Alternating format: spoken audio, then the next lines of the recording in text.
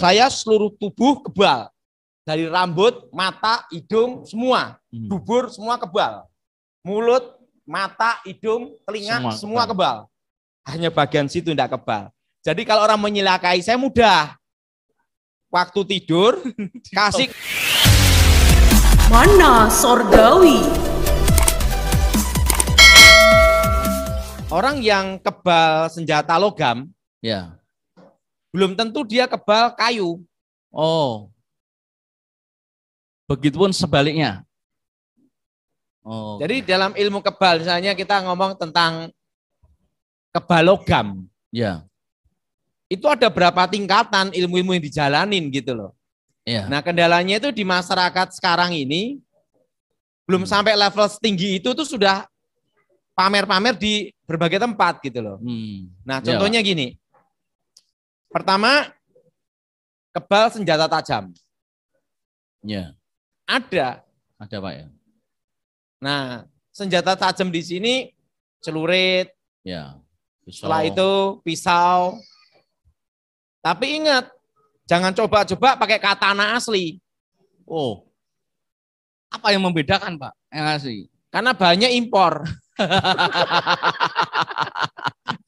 Jadi setannya susah mengenali, udah lewat paspor dulu gitu loh. Loh, ya kenyataannya orang yang punya ilmu kebal, karena katana itu kan dibikin sangat tajam. Betul. Dan baja. Betul. Dan ada katana tertentu yang terbuat dari meteor. Waduh. Bahan bakunya. Nah, yang bahan bakunya meteor inilah yang bisa menembus ilmu kebal. Oh, jadi harus import dari langit, Pak ya. Yang bisa nembus. Tapi tidak semua katana. Oke. Karena gini ya, orang boleh kebal senjata tajam apapun. Ya. Tetapi kalau terkena senjata yang ditempa dari meteor, itu banyak tembusnya. Oh. Bukannya ini ya, banyak tembusnya. Banyak tembusnya. Kalau banyak tembus berarti ada yang tidak tembus dong. Ya. Nah, yang tidak tembus itu pun minimal tergores.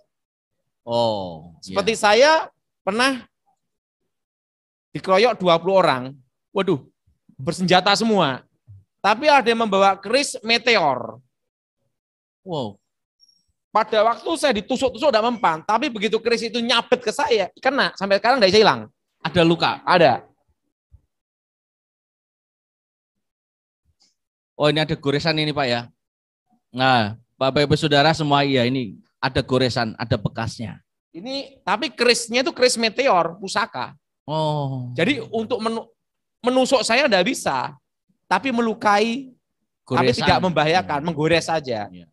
Nah, senjata tajam pun yang bisa melukai seseorang yang punya ilmu kebal adalah senjata yang ditempa oleh empu dan itu bahan bakunya dari meteor. Dan empunya pun enggak sembarang empu, Pak. Enggak sembarang empu. Dia harus punya keahlian khusus dan ilmu-ilmu khusus pasti ya. Mando pun juga mando khusus. Nah, mandonya itu pun pasti ada yang ditempa oleh meteor. Oh. Jadi dari batu meteor gitu loh. Jadi ini kita ngomong tentang orang bisa kebal semua senjata tajam, oke. Ya. Tapi belum tentu dia kebal dengan senjata yang ditempa oleh meteor. Oh, oke.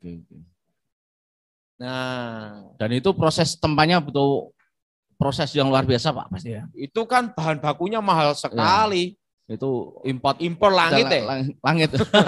Makanya saya mau ada katana, karena ada katana tertentu yang ditempa oleh meteor. Oke. Nah, rata-rata senjata yang ditempa meteor inilah yang bisa menembus orang punya ilmu kebal.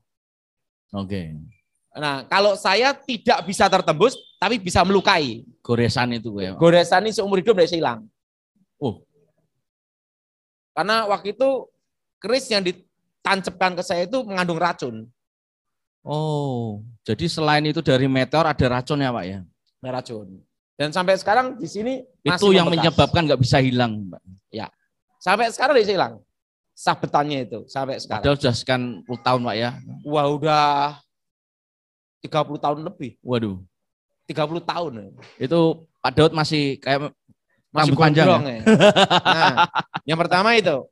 Nah, oke. kebal peluru itu pun terbagi juga. Misalnya gini ya, ada olah kanuragan yang ilmu kebal ya. Dia hanya kebal peluru jenis gotri. Gotri biasa berarti Pak ya, timah-timah biasa itu ya. Atau itu loh, tembak senapan angin. Ya, kaliber 4,5 lah itu ya. Nggak tembus. Ya. Itu ilmu kanuragan yang jenis seperti asmaan, mantra. Jadi dia di mantra diisi. Oke. Saat ditembak. Nah kalau ditembak senapan angin, senapan burung, apa senapan yang ini kayak model ikan itu. Ya, ya. Tembak ikan itu, enggak mempan. Enggak mempan. Nah, ini yang jenis isian. Jadi dia diisi. Ya. Diisi dimasukin itu loh. Nah, jenis ini kebanyakan senapan angin sama senjata apa ini pasir apa tuh yang untuk nembak ikan itu loh. Ya. Itu enggak mempan. Ya. Nah, yang sering dipraktekkan di masyarakat ini yang jenis pertama ini. Senapan angin. Ya. Setelah itu senjata yang kayak model kayak ikan itu. Ada benangnya. Ada benangnya itu. Ya. Nah, ini jenis isian aja. Ya. Jenis isian dan itu pun kekuatannya hanya kira-kira ya untuk demonstrasi itu 3 jam maksimal 6 jam. Karena setan ada waktunya istirahat juga dong, capek. Lindung itu ditembak dada 6 jam ya kelenger. Ada batasnya. Ini ya yang kita ngomong tentang jenis asmaan atau diisi gitu. Nah, rata-rata dukun-dukun itu kelasnya masih ada yang seperti itu. Yang dipraktekkan, didemokan. Nah, yang kedua, jenis kebal yang namanya pusaka. Nah, jenis pusaka itu seperti kul buntet, wesi kuning. Nah, wesi kuning ya. Wesi kuning, setelah itu mustika delima, ulang kebulando, terusan ilmu wesi kuning. Nah, itu hanya kekuatannya untuk menahan peluru kaliber 9 mili. 95 ya, itu yang pistol ya? Pistol, yang model bulat. Nah kalau ditembak itu enggak mempan. Tapi jangan coba-coba. Ditembakkan 5,56 kaliber. yang lincip punyanya senapan serbu tentara itu. Tembus. Karena ininya kan gini, dia bisa, peluru itu kan berputar gini ya. Nah, pada waktu kaliber 99 itu modelnya kan tumpul. Bukan yang runcing. Nah, itu kalau ilmu kebal yang jenis pusaka itu lebat. Kebal. Nah, makanya rata-rata tingkatannya di Indonesia yang paling lumayan tinggi itu masih kebal senjata jenis pistol kaliber 9 mili. Kan ada mili-milinya itu ya. Pokoknya yang modelnya bulat gini loh. Iya, betul, Pak. Bukan runcing. Tapi jangan coba-coba tembak yang 5,56. Karena lincip pasti tembus. Karena apa? Setannya pamit. Karena itu di luar porsinya. Wis pasti tembus itu. Tembus. Oke. Nah, setelah itu yang ketiga. Yang ketiga nih ya. Iya, Pak. Tadi kan ada yang kebal jenis senapan angin. Kedua apa nih? Ini. Ya. Nah, ketiga itu adalah pusaka ditanam dalam badan. Nah, tapi ini jarang orang memiliki. Kenapa, Pak? Ada resiko sendiri atau bagaimana, Pak? Karena untuk taraf seperti itu tuh jarang yang punya gitu loh. Makanya yang dikata pesulap merah itu banyak trik-trik. Yang ini tuh ya ada benernya. Karena di masyarakat tuh yang beredar 95% tipu-tipu. Yang 5% itu ada. Tetapi adanya itu muncul waktu perang. Kalau kondisi damai, aman-aman, nggak mungkin. Jarang itu muncul. Dan orang yang sakti hebat tidak mau dipertunjukkan di tontonan gini ini. Ya. Nggak mau. Ya. Karena dia punya ilmu bukan untuk cari duit. Betul. Tapi untuk justru orang-orang seperti itu, dia cinta sukunya loh. Dia berperang untuk membela suku atau negara atau kerajaan. Ya. Nah, yang ketiga ini pusaka ditanam dalam badan. Waduh. Nah, itu udah kelas tinggi Pak ya.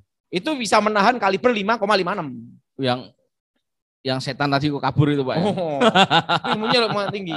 Tapi jangan coba-coba senjata yang 7,62 kaliber. Waduh, lagi. Tembus juga. Karena semua kan ada apa ya? Ada batas maksimal itu ada semua. Kaliber 762 ya, terus tembus. Jarak dekat loh ya.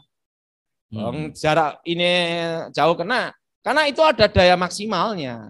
Oke. Nah, itu aja yang 5,56 dia tahan ini, 552 atau 556 ya, lupa saya. Itu kaliber itu ya, itu yang udah pusaka, tapi udah dalam badan, itu bisa nahan itu 5,56 kaliber. Luar biasa ya. Tapi ingat, nahan pelurunya pun enggak bisa nahan peluru 100 amunisi, dia jebol. Ya maksimal dia nahannya ya 15 per 20. Itu udah maksimal. Kalau di dado 100 kali ya tembus. Kalau enggak percaya coba wae. Wah, ini ada yang komen 5,56 ini katanya Pak. 5,56 mili. Nah, itu kalau yang jenis pusaka pasti tembus. Oke. Kayak yang rata-rata tuh dukun praktekan itu yang kaliber 9 mili, yang model tumpul. Yang bulat gini loh. Ya. Nah, itu bisa menahan. Tapi jangan coba-coba 5,56. Apalagi dia show suruh nembak 100 kali pasti mati. Sekuat-kuatnya itu 15 sampai 20 peluru lah. Oke. Tetap ada batasannya. Nah, itu yang pusaka dalam badan. Ya. Tapi kalau mau ini lagi suruh yang 762 tembus juga. Karena kalibernya beda, daya ledaknya beda. Loh, semua itu ada batas maksimalnya. Ya. Nah, kadang itu guru saya ngomong gini, kamu saya latih jangan jadi orang edan cepat mati. Karena ilmu itu ada tingkatannya untuk melindungi gitu loh. Ya. Ada batas kemampuannya. Batas kemampuan kamu kaliber 9. Model tumpul, model kayak gini lah. Model kayak pistol itu. Nah, itu dia bisa menahan. Tapi jangan coba-coba yang lincip gini, itu kan beda, masuknya itu beda. Ininya kan runcing sama tumpul kan beda. Nah, yang runcing ini kan tetap muter, Pak. Muter gini. Nah, kalau yang 556 jangan coba yang 762. 3 peluru habis itu, selesai sama sniper. Nah, itu ada batas apa? Ada batas jumlah pelurunya juga. Nah. 3, yang keempat itu jenis ilmu saya dulu. Nah, jenis ilmu saya itu mantra, susuk emas, dan yang ketiga pusaka dimasukkan dalam badan. Waduh. Dan itu seumur hidup tidak boleh menikah. Nah, kendalanya dukun-dukun banyak menikah. Berarti tidak mungkin menguasai ilmu itu. Jangan coba-coba. Sama kaliber 762 pasti tembus. Goodbye. Kalau saya udah hilang. Karena saya udah menikah. Punya anak. Dan sekarang pun tembus. Nah, karena itu kan ada kalibernya gitu loh. Yeah. Nah, itu pun sehebat-hebatnya saya tidak bisa menahan 100 peluru 762 tembus juga. Itu ada batas apa? Maksimalnya. Nggak tembus ditembak, gampang digranat. Itu semua ilmu pasti hancur Pak ya. Ada kelemahannya. Ya. Nah, gini ya. Kadang itu orang dikira kebal. Ya. Padahal itu yang nembak enggak bisa. Nembak 10 meter, itu kan entaan peluru, deng, deng, deng, deng, deng, gitu kan ya. Nah, belum tentu kena kan. nembaknya kaki kenanya kepala. Atau nembak kepala ada kena semua. Bisa terjadi. Tapi kalau yang nembak sniper, des, pasti 762 selesai pasti. Makanya pesulap merah itu berkata demikian. Itu saya rasa ya ada benarnya juga. Nah, tapi ingat, memang yang beredar di masyarakat itu 95% banyak penipuan. Nah, 5% ada yang asli. Nah, asli itu kebanyakan itu di Kalimantan.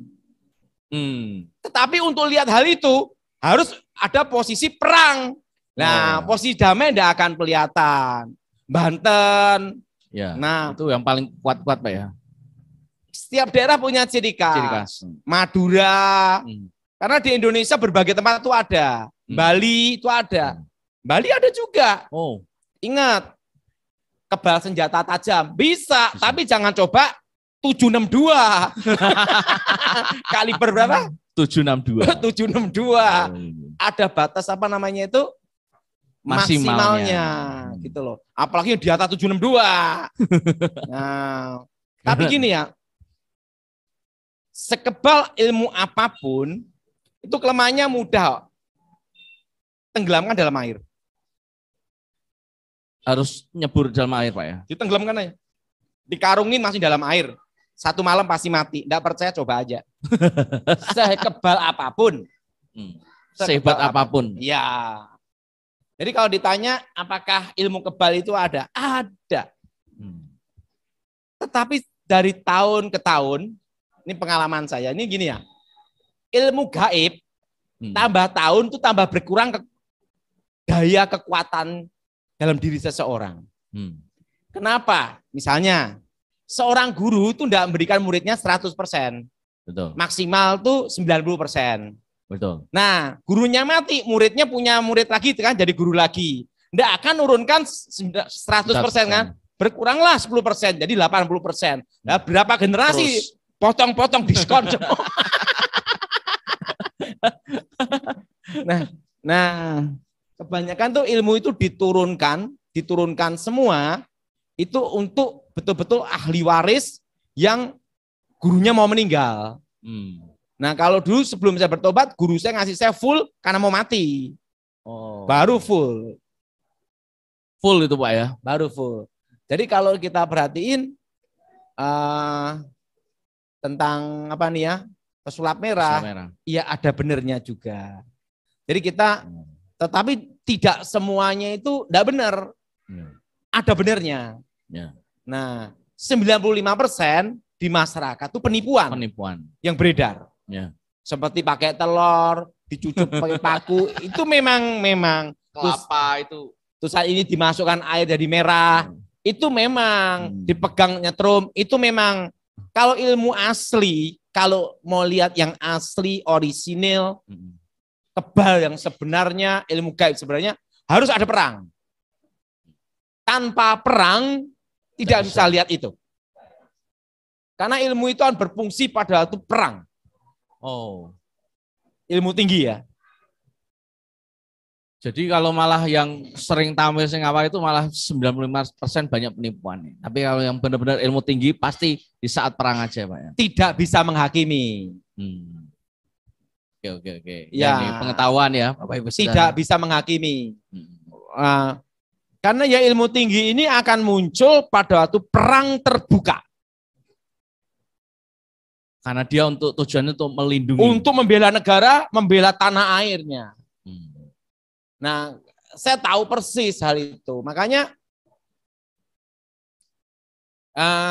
kalau yang ilmu biasa-biasa, nembak, pakai gotri, pakai proyektil yang peluru yang kaliber 9. Wah, kalau bagi orang udah kelihatan hebat. Tapi kalau dalam perang yang sebenarnya, kan lawan tidak mungkin hanya pakai kaliber 9 mili. Pakai 762, 5,56. Nah, bablas. Nah, kebanyakan ilmu-ilmu tinggi akan muncul pada waktu perang terbuka. Jadi, apakah ilmu kebal itu asli? Ada. Ada cerita Edi Wibowo ini. Ini yang ngomong seorang jenderal, bukan orang baik-baik ini. Yang ngomong Jenderal Bintang 4 Kasat KSAD. Padahal itu perang Timor Leste. Makanya waktu perang itulah baru akan kelihatan orang sakti atau tidak. Dan ini padahal sudah punya pengalaman sendiri ya di waktu itu. Edi Wibowo tugas ada di Timor Leste. Dia cerita sendiri ke saya. Waktu itu kan dia pasukan khusus, dia Kopassus. Ada satu orang ditembak senapan serbu. Enggak mempan. Ini peluru tajam, bukan kaliber 9 mili, yang 9 mili bukan. Ini yang tajam. Yang tajam. Itu senapan serbu. Standar Kopassus. Tembak, enggak mempan. Edi Wibowo sampai bingung. Ini bener kan ini? Tembak lagi. Enggak mempan. Yang nembak dia sama anggotanya. Enggak mempan. Nah, Edi Wibowo punya ayah namanya Jenderal Sarwoedi. Oh ya. Nah, Sarwoedi ini teman dari kakek saya. Oh.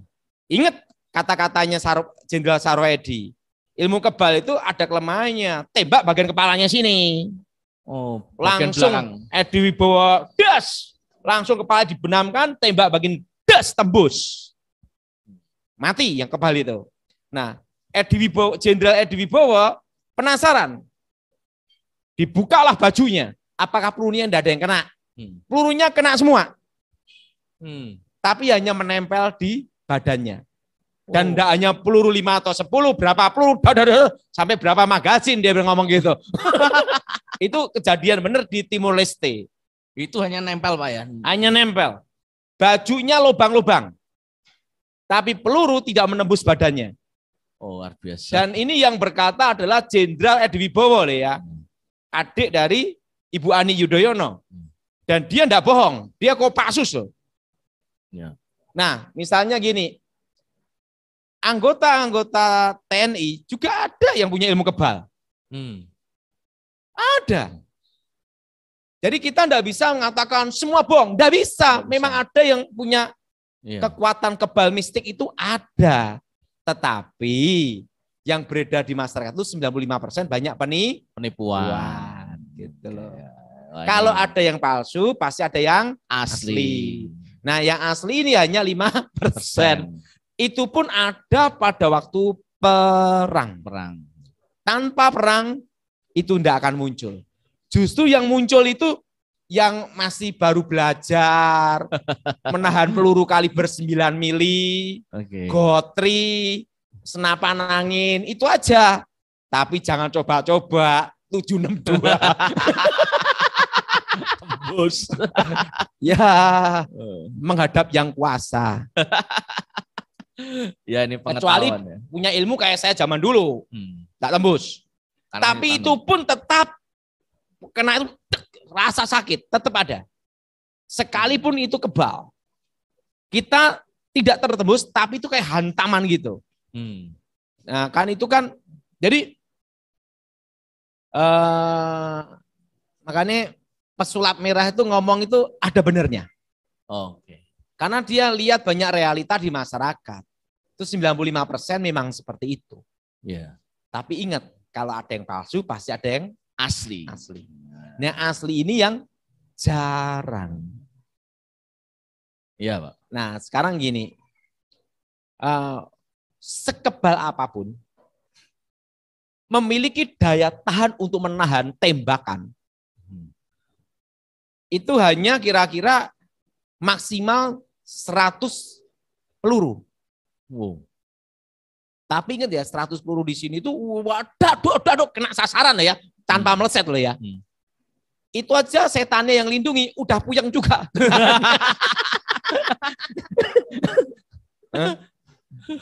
Jelas? Iya. Nah, tapi kalau ilmu kebal gampang, tenggelamkan dalam air. Pasti mati. 1 malam loh ya. Karena intinya di nafas. Kelemahannya. Dan ilmu kebal apapun, kelemahannya ada di dubur. Oh, dubur? Dubur itu susah dilindungi. Nah, kalau saya dulu kelemahannya seluruh badan ini kebal. Tapi telapak kaki. Oh. Telapak kaki saya kan ada satu tanda, jadi seluruh badannya ini kebal semuanya. Ya. Kaliber 762 pokoknya enggak mempan semua. Wow. Tapi kalau ketusuk duri aja atau ketusuk jarum aja kena bagian situ, maka seluruh tubuh saya kekebalannya langsung luntur semua. Wow. Tembus pasti semua peluru. Itu di sini. Nih, wow. Sini. Wow ya. Ini titik kelemahan saya dulu. Ya. Mau lihat? Gimana Pak? Ini loh. Ini Pak ya? Enggak kata biar lihat sini. Nah ini. Nah ya. ini sini. Ini loh posisi ini loh. Nah ini. Ini ada titik hitam di sini nih. Iya. Ini kalau tertusuk gini nih, seluruh tubuh saya kebal luntur. Yang sini ya. Wah. Ini adalah kekuatan yang dulu guru saya tancapkan, ini kelemahanmu di sini.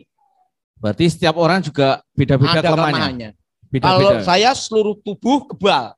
Dari rambut, mata, hidung, semua. Dubur, semua kebal. Mulut, mata, hidung, telinga, semua kebal. Hanya bagian situ tidak kebal. Jadi kalau orang menyelakai saya mudah. Waktu tidur, kasih kawat duri. Jatuh kelenger, cedar, mati. Oke. Dan saya kelemahannya itu. Hanya titik itu saja yang tidak boleh terkena senjata apapun. Duri aja tidak boleh kena. Oh, berarti kalau jalan itu pakai sandalnya tebel Pak. Atau sepatu. Tapi kan kendalanya, yang tahu kelemahan saya kan guru saya sama saya. Orang untuk tahu kelemahan saya kan susah. Tidak bisa dideteksi kelemahannya di mana orang itu nggak bisa Pak. Nggak bisa. Itu pun kalau saya nahan 762 juga susah juga. Paling pol tahan hanya berapa peluru. Kalau ratusan peluru ya kelenger juga. Karena ada hentakan. Jadi orang kalau kebal, itu pada waktu ketembak, itu gini juga, terasa juga. Ya. Orang bawa rompi anti peluru, waktu ketembak, terasa juga. Orang kamu kebal juga gitu, seperti rompi. Nah, tapi yang jelas, 95% beredar di masyarakat itu apa tuh? Penipuan. Kalau ada yang palsu berarti ada yang asli. Luar biasa. Ini pembelajaran ya, pengetahuan Bapak Ibu Saudara ya. Luar biasa ya Pak ya pengalamannya dulu. Nah, tapi itu pun tenggelam dalam air selesai. Nah, santet yang beredar di masyarakat, orang kena santet itu banyak sekali yang ngerjain dukun palsu, 95%. Tapi ada dukunnya asli juga. Nah, kendalanya nyari yang asli itu susah. Itu pun setan ketemu setan, reuni semua. Ada kutuk yang harus dibayar. Yang paling aman datang sama Tuhan Yesus lah. Yes, amin. Jadi kebal itu seperti itulah. Iya Pak. Oke. Jadi kalau kalau ada jimat-jimat yang ditanam itu ada expirednya nggak sih Pak? Ada. Kayak susuk jarum emas maksimal 1000 hari. Enggak yang seperti logam misalnya yang sekian. Ada. Yang ditanam di 1000 hari. Tetap 1000 hari. 1000 hari. Harus dimantrai lagi. Nah itu kayak misalnya usahakan setahun sekali harus dijamasin. Namanya dibangun lagi. Kalau enggak dia akan hilang kekuatannya. Bukan hilang, kekuatannya menurun. Nah, kalau mengeluarkan fisiknya Pak asli Pak. Kendalanya gini ya, kalau sudah kekuatannya hilang, benda itu tidak bisa keluar malahan. Mau tidak mau ya dioperasi. Ya, betul. Sebenarnya tanpa operasi bisa enggak? Enggak ada masalah, enggak dioperasi karena jadi benda biasa. Ya. Penting setan kutukannya keluar. Betul. Nah, kalau kendalanya misalnya, makanya dulu saya kan seluruh badan kan dipasang jarum emas. Sehingga waktu saya kalah kan pecah semua di badan saya. Di badan saya keluar pasir emas, pasir tembaga. Sampai saya hilang ingatan setahun. Oh, pada saat ketemu Pak Gilbert itu Pak ya dulu ya? Pecah semua ya Pak? Pecah semua. Jadi benteng pertahanan saya kan dulu kan tameng besi kuning dan pusaka besi kuning. Itu padahal sudah tameng wojo. Itu yang udah levelnya udah 762. Udah. Bukan yang kaliber 9 ya. Kelasnya sudah 762. 762 pokoknya kaliber ke atas lah. Itu pun hanya bisa nahan berapa peluru aja. Tapi ingat, yang untuk memiliki itu sekarang sudah jarang ya. Karena syarat ilmu itu tidak boleh menikah. Nah kalau udah menikah, nggak apalagi bisa. Sering kawin kemana-mana ya, maksimal kebal 9 kaliber 9 mili. Berarti yang kelas levelnya masih bawah Pak ya? Masih bawah. Tapi ingat, pesulap merah itu ada baiknya juga. Ya dia banyak bongkar ini, trik-trik ini. Ibaratnya masyarakat jangan ketipu lah gitu loh. Niat baiknya seperti itu ya. Nah tapi yang jelas 95% itu ada penipuan. Tapi 5% pasti ada yang asli. Kalau mau lihat asli gimana? Perang dulu. Karena dengan perang itu baru kelihatan. Tanpa perang nggak bisa. Oke Pak. Dahsyat. Ya mungkin ada yang mau bertanya di sini. 1-2 pertanyaan. Ini kesempatan loh. Ada 1-2 pertanyaan. Ini gimana Jonas? Apa-apa udah naik semua nih? Wah ini Pak. Ini benar-benar udah ngalami masa-masa yang dimana harga itu semua naik. Jadi nilai mata uang itu seluruh dunia itu turun. Suku bunga yang naik. Suku bunga akhir tahun ini naik. Tahun depan naik. Lebih naik lagi. Makanya saya beritahu jangan utang bank karena itu. Ya. Yang utang bank kalau kondisi ekonomi seperti ini ya susah. Bunga bank kan tidak bisa ditunda. Ya. Lebih baik bertahan daripada harus bertang. Saya punya anak ya, anak perempuan ya, yang ngerjain ayam kampung ini sini ya. Dia kan ingin jadi kayak saya, pengawal rahasia. Secret Service kan. Tugas langsung dari presiden kan, kayak saya dulu. Saya larang, saya tidak boleh. Kenapa tidak boleh? Saya belum siap mengubur anak saya sendiri. Resikonya sangat besar, Pak. Tim saya itu banyak dikubur sama ibunya sendiri. Waduh. Dan itu sangat menyedihkan. Bukannya anak mengubur ibu, tapi ibu mengubur anak. Oh, itu lebih sakit. Nah, itu pengalaman hidup saya lihat tim saya. Waktu bendera merah putih diserahkan. Dan itu sangat menyedihkan. Kan waktu anak saya ngomong, saya ingin kayak papi. Oh, enggak boleh. Pasti saya papi enggak izinkan, enggak boleh. Kenapa? Karena saya belum siap mengubur anak saya sendiri. Karena untuk menjadi pengawal rahasia, tugas khusus. Saya bisa hidup aja udah puji Tuhan. Bisa melalui sampai sekarang. Karena tim saya banyak dikubur sama ibunya. Apakah kita siap untuk itu? Kan saya lihat pemakaman ya. Saya kan sampai sekarang ke Jakarta sering ziarah di Taman Makam Pahlawan Kalibata. Karena tim saya kan dikubur di sana. Yang nguburkan ibunya sendiri. Waduh. Ya. Gak bisa bayangin rasanya kayak apa ya. Makanya saya ngomong belum siap. Iya, Pak. Karena resiko besar ya, Pak ya. Kita hari ini hidup, besok mati, atau jam depan nanti mati, tidak tahu.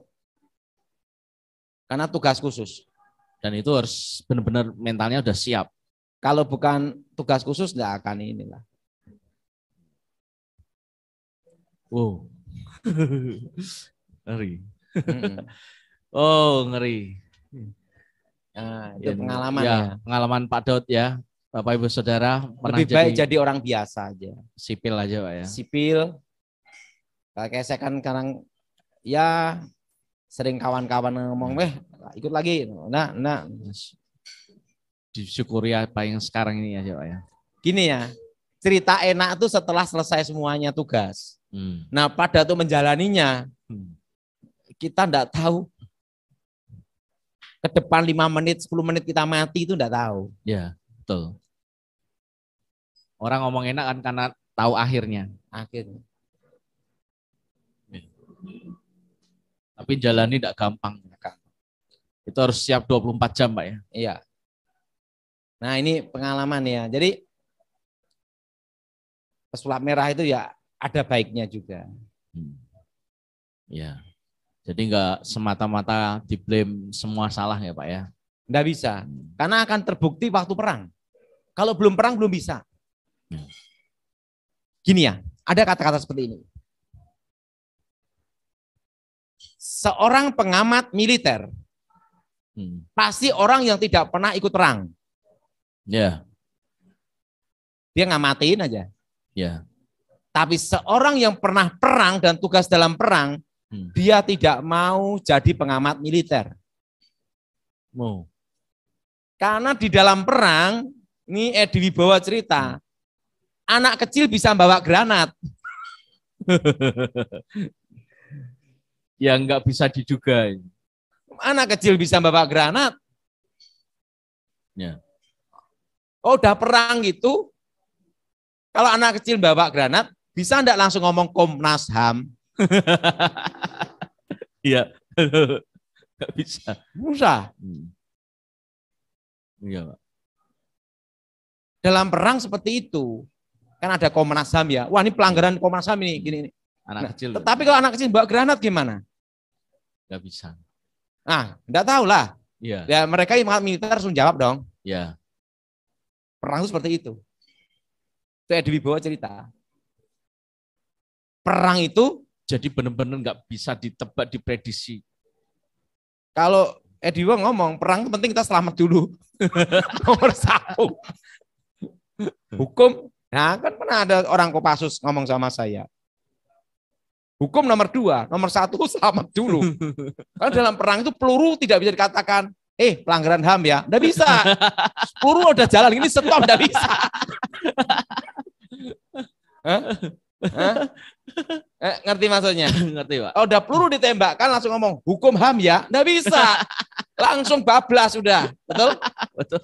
Hah? Betul. Makanya saya katakan, kayak pengamat bola. Kan dia bukan pesepak bola, hanya teriak-teriak gini. Coba dia di pesepak bola, nggak mau jadi pengamat bola. Kan sering pengamat ngomong, wah bodoh itu dia harusnya gini, tendang sini, terang ini. Yang jadi pelakunya, lo coba aja sendiri. Beda loh, perang itu seperti ini. Kalau dalam perang itu anak kecil bawa granat, gimana Komnas HAM? Susah kan? Ya. HAM gimana? Ya. Ini granat loh. Betul. Nah, atau bawa bom anak kecil. Nah, itu Pak Edi Wibowo cerita sama saya. Dalam perang itu seperti itu. Karena dia pernah perang di Timor Leste. Dan banyak teman-temannya gugur. Nah, itulah hukum perang. Ya. Yang penting selamat dulu. Kalau Edi Wibowo ngomong penting selamat dulu. Kalau perang itu. Penting selamat dulu. Karena dibunuh atau membunuh. Perang seperti itu. Perang itu brutal. Ya. Nah, makanya Pak Edi Wibowo ngomong, pokok kamu ditanya tentang hukum HAM atau ngamati ya enggak usah. Kenapa? Kan kamu pernah ikut saya, jadi ketahui sendiri kan. Ya. Makanya saya enggak mau ngamatin apa, enggak mau dah. Kenapa? Karena dia cerita sama saya, perang itu brutal. Brutal. Dan ingat, dan gini ya, ada satu hal yang harus kita cermati, kita belajar, namanya itu, kan saya pernah ikut Edi Wibowo ya, perintah komando. Perintah komando. Perintah ya. Kalau beliau ngasih perintah A, sampai ini bawah A. Ya. Ya. Nah, B sampai bawah B. Terjun jurang, terjun. Loh, benar. Jalur komando seperti itu. Ya. Enggak boleh menolak. Merah. Misalnya ngomong, ini warna apa? Semua sama, seragam. Nah, itulah militer. Ya. Tidak boleh pimpinan A mengorbankan anak buah. Seorang pemimpin bertanggung jawab untuk dirinya dan untuk anak buahnya. Makanya kalau dalam pengadilan militer, komandannya dulu yang ini, karena ini bertanggung jawab. Yang megang komando. Nah itu. Ya, Pak. Makanya pada waktu saya tugas dulu, udah dikasih aturan sama Edi Wibowo, Jenderal Edi Wibowo. A. Jadi kita tidak boleh berpikir, tidak boleh bertanya. Pokoknya ini perintah, jalankan, selesaikan. Ya. Tahunnya selesai. Itu prinsipnya, Pak ya. Kalau di sipil kan kita ngomong, oh enggak bisa bos, gini-gini. Ya, ada alasan lah. Udah ada. Paham? Amsal pasal 30. Perkataan-perkataan Agur bin Yake. Perkataan Agur bin Yake dari Masa. Tutur kata orang itu, aku berlelah-lelah ya Allah. Aku berlelah-lelah sampai habis tenagaku. Sebab aku ini lebih bodoh daripada orang lain. Pengertian manusia tidak ada padaku. Juga tidak kupelajari hikmat, sehingga tidak dapat kukenal yang maha kudus. Siapakah yang naik ke surga lalu turun? Siapakah yang telah mengumpulkan angin dalam genggamnya? Siapakah yang telah membungkus air dengan kain? Siapakah yang telah menetapkan segala ujung bumi? Siapa namanya dan siapa nama anaknya? Engkau tentu tahu. Semua firman Allah adalah murni.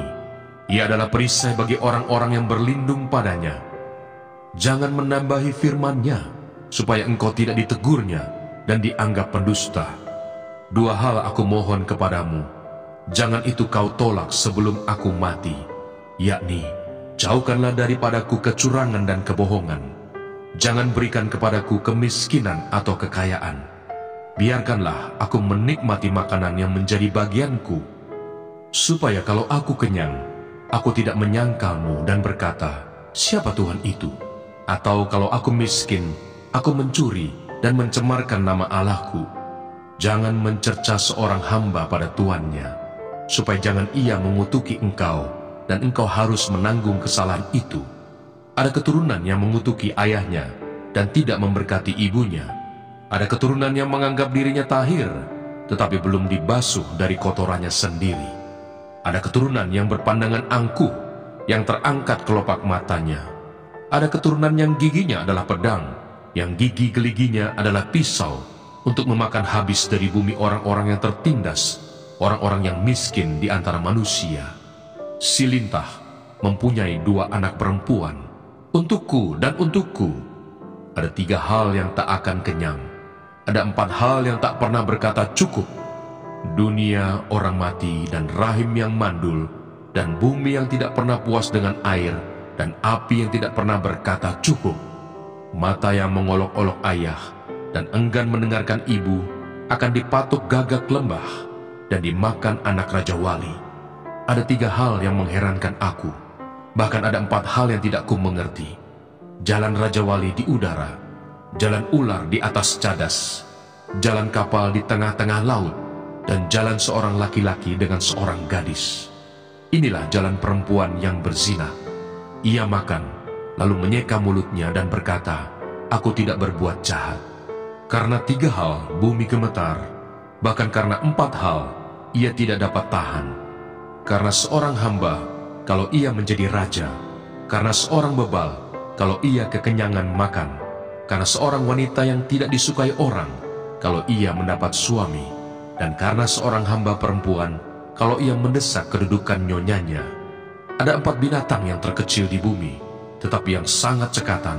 Semut, bangsa yang tidak kuat, tetapi yang menyediakan makanannya di musim panas. Pelanduk, bangsa yang lemah, tetapi yang membuat rumahnya di bukit batu. Belalang, yang tidak mempunyai raja, namun semuanya berbaris dengan teratur. Cicak yang dapat kau tangkap dengan tangan, tetapi yang juga ada di istana-istana raja. Ada 3 binatang yang gagah langkahnya, bahkan 4 hal yang gagah jalannya, yakni singa yang terkuat di antara binatang, yang tidak mundur terhadap apapun, ayam jantan yang angkuh, atau kambing jantan, dan seorang raja yang berjalan di depan rakyatnya. Bila engkau menyombongkan diri, tanpa atau dengan berpikir, tekapkanlah tangan pada mulut, sebab kalau susu ditekan, mentega dihasilkan, dan kalau hidung ditekan, darah keluar, dan kalau kemarahan ditekan, pertengkaran timbul. Amsal pasal 31. Amsal-amsal untuk Lemuel dari ibunya. Inilah perkataan Lemuel, Raja Masa, yang diajarkan ibunya kepadanya. Apa yang akan kukatakan, anakku, anak kandungku, anak nazarku? Jangan berikan kekuatanmu kepada perempuan, dan jalanmu kepada perempuan-perempuan yang membinasakan raja-raja. Tidaklah pantas bagi raja, hai Lemuel, tidaklah pantas bagi raja meminum anggur, ataupun bagi para pembesar mengingini minuman keras. Jangan sampai karena minum, ia melupakan apa yang telah ditetapkan, dan membengkokkan hak orang-orang yang tertindas. Berikanlah minuman keras itu kepada orang yang akan binasa, dan anggur itu kepada yang susah hati. Biarlah ia minum dan melupakan kemiskinannya, dan tidak lagi mengingat kesusahannya. Bukalah mulutmu untuk orang yang bisu, untuk hak semua orang yang merana. Bukalah mulutmu, ambillah keputusan secara adil, dan berikanlah kepada yang tertindas dan yang miskin hak mereka. Puji-pujian untuk istri yang cakap. Istri yang cakap, siapakah akan mendapatkannya? Ia lebih berharga daripada permata. Hati suaminya percaya kepadanya, suaminya tidak akan kekurangan keuntungan.